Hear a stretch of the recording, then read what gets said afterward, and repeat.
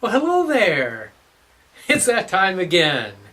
Time for the blog that truly blazes here on this beautiful day of January the 9th, 2015. Yes, I'm getting used to saying that 2015, getting used to this new year here at my home away from home, Modern Zen.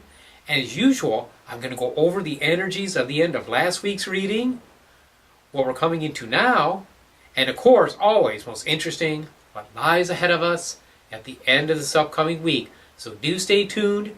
Indeed, an interesting ride.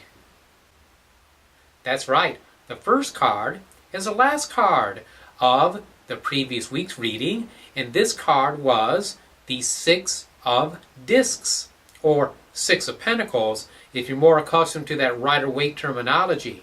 Now this is a very pleasing card. It's representing the moon in Taurus and entitled Success. So it is the idea of harvesting. It is the idea of making things come together, bringing things to fruition in a balanced, wholesome way. That's because the number 6, by its nature, is balanced and beneficial. It's attributed in the Holy Kabbalah to the sun, which is the center of illumination and spiritual light and freedom. So you combine that with moon and Taurus, and you've got some wonderful energy, some manifesting. I didn't manifest anything major myself personally. I mean, towards the end of this week, this last couple of days, nothing really big in terms of business, but I do feel balanced. I really do. I feel grateful for what I have, grateful for the many blessings that I experience day by day.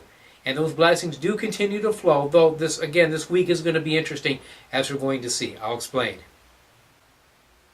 Yes, the next card is quite nice. Actually, one of the most beneficial cards in the entire deck, the Ten of Cups, entitled Satiety, attributed to Mars and Pisces. It is a tremendous sense of flow in our life. It is also called perfected success in the Golden Dawn tradition, because it was not just success physically or materially, it's also success emotionally, spiritually, at all levels. A tremendous outpouring of flow from the heavens upon us. I'll take it. I'll take it any way that it comes. But definitely things are going to be flowing for us.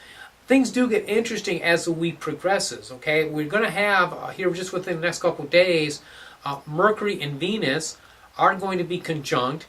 They're both in the sign of Aquarius, which is a fixed air sign, very, very mental, very powerful. Yours truly is an Aquarius, so all this Aquarian energy settles with me usually pretty well. But they're going to be coming together, going to be conjunct, meaning they're very, very close in the same latitude. Also, this is like a joining of the head and the heart. Mercury is the mind, Venus is the heart. So the heart and the mind are joining together. But also they're going to be opposition to Jupiter, which is going to be very interesting as the week progresses, as we're going to see in the next card. Yes, the third and final card is the Seven of Pentacles, or Discs, entitled Failure.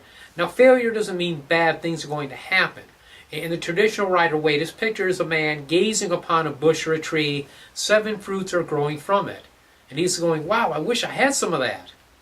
Well, the only thing stopping him is him. He could reach out and grab it. It's his. It's his to take, but he's not taking. Now, this is Mercury and Taurus. Mercury likes to be free. Taurus, the big, heavy, ponderous bull, tends to weigh down the lightweight Mercury. This kind of fits in with the heavens because you've got Mercury and Venus conjunct in the sign of Aquarius, and they're in dead opposition to Jupiter in Leo. Now, Leo and Aquarius naturally square off in the zodiac. Okay? Leo is ruled by the sun. It's at its detriment. The sun in Aquarius. Aquarius is ruled by Saturn, or some people want to say Uranus, the more modern terminology. But traditionally it was Saturn, and Saturn is at its detriment, at its worst point, when it's in the sign of Leo. So these are naturally mutually opposing signs. And there's a natural opposition that's going on here. So that's where some of this tension is. If you feel like, boy, I want things to happen, I've got some stuff going, I've got some ideas, my heart is into it, but I can't quite seem to push past a certain point of resistance, don't worry about it. This is just natural. It's part of the process. We're going to push through it. Things are going to probably be a lot better next week, and even not that bad this week, because again, we do have that Ten of Cups, a great outpouring of flow, a great outpouring of blessings. It's just things don't always seem to quite come together the way that we anticipate them, or the way the way that we want them to be. Okay, but you don't have it all. We never do, but we do the best we can with what we have, and the main thing is being grateful for what we do have instead of pining after what we don't have. If we take that perspective and take things a day at a time, they're always much easier to handle. Well, there you go. The blog Blaze, you blazed with it. I appreciate you. Thank you for supporting this blog. Till I see you next week, many, many blessings.